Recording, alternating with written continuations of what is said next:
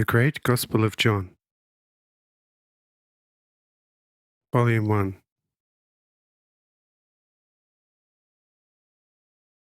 Second day in Sychar, Chapter 55.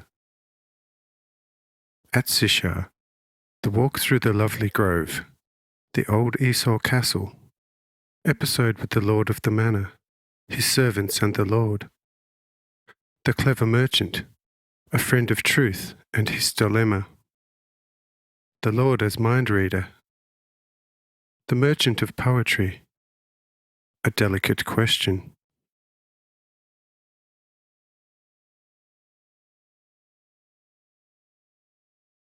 But we continue with our journey, arriving after 1 hour in a clean, shady grove belonging to a wealthy merchant of Sychar. This grove is provided with lots of ornaments, small gardens, brooklets and ponds with all sorts of fish and birds. And at the end of the extensive grove there stands an immense castle with massive, fortified walls. This castle had been built by Esau, and he lived there when Jacob was abroad. It had, of course, greatly suffered with the vicissitudes of time, but this merchant spent vast sums on it, completely restoring its habitability, frequently dwelling there with all his own, and on this occasion too.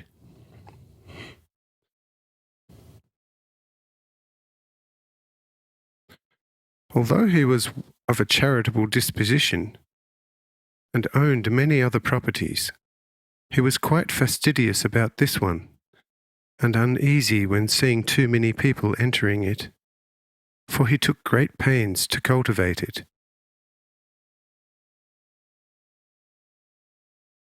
When, therefore, he espied a large crowd moving through the grove and towards the fortifications, he quickly dispatched his many servants and workers to get us out of the grove, and to also find out what we were on about. But I said to the workers, "Go to your lord and tell him, his and your lord is letting him know that he and those with him shall stop off for lunch."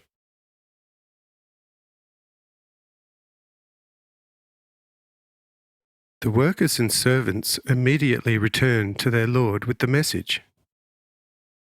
He asked them whether they were able to work out who I was.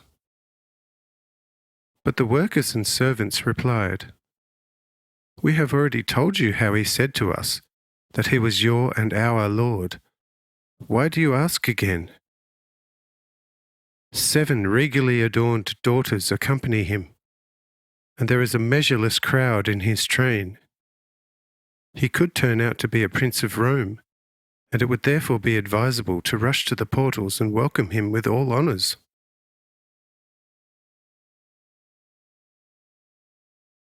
On hearing this, the merchant says, "In that case, bring me my best festive clothing at once, and let the entire house bedeck themselves to the limit, because such a prince has to be welcomed illustriously." Everything throughout the castle now is a run to and fro, with all cooks racing to the larder to move masses of edibles into the kitchen, whilst the gardeners are rushing to the large gardens to collect all kinds of precious fruit.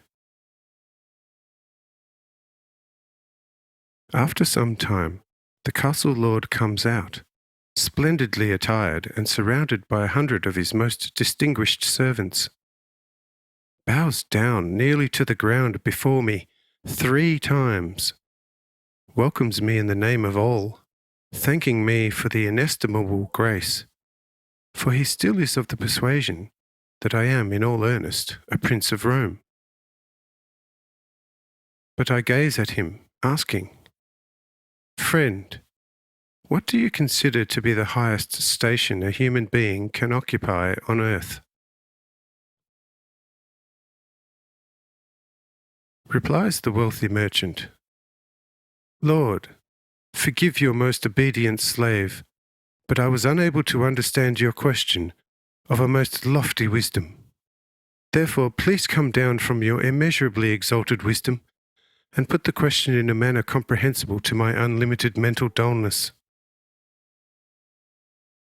He nevertheless had understood the question quite well, but it was in those times a silly form of courtesy to not understand even the simplest question, where the questioner was one of exalted rank, so as to highlight the wisdom of the high personage. But I say unto him, "Friend, you understood me quite well, but pretend to not have understood me, merely on account of the old courtesy rule, which, however, has already gone out of vogue. Put this old silliness aside, therefore, and answer my question." Replies the merchant, "Yes, if I may dare to answer your exalted question straight out, then with your permission, I deem myself to have understood your exalted question. And my answer therefore would be that I naturally regard the emperor and his office as the highest a human can occupy on earth." Say I, "But friend, why do you contradict yourself so immensely in your own heart against your own dictum, running thus? Truth is highest and holiest on this earth, and an office-bearer who is a steward of the office of truth and justice discharges the highest and most exalted office on earth. Behold, this is your maxim. How can you declare as highest the office of an emperor who as commander-in-chief occupies an office of brute force, which definitely does not always base itself on truth and justice, thus flatly contradicting your inner convictions?" Here the rich merchant is stunned, saying after a while, "Lord, exalted one, who gave my adage away to you?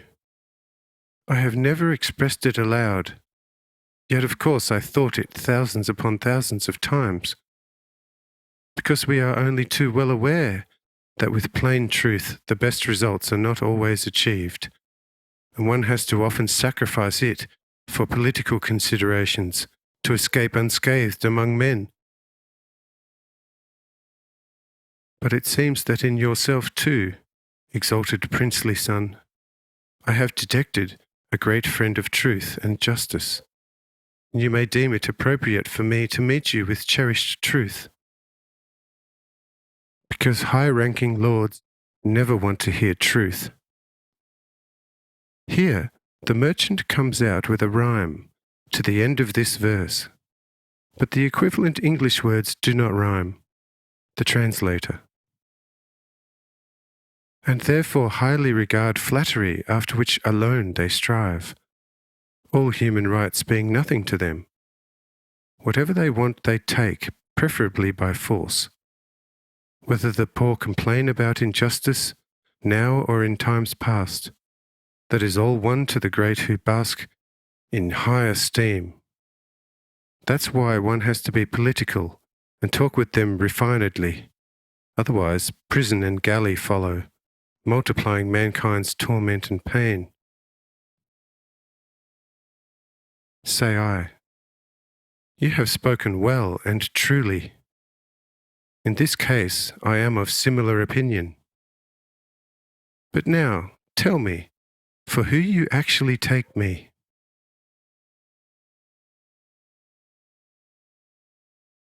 Says the merchant, "Lord, this is a ticklish question.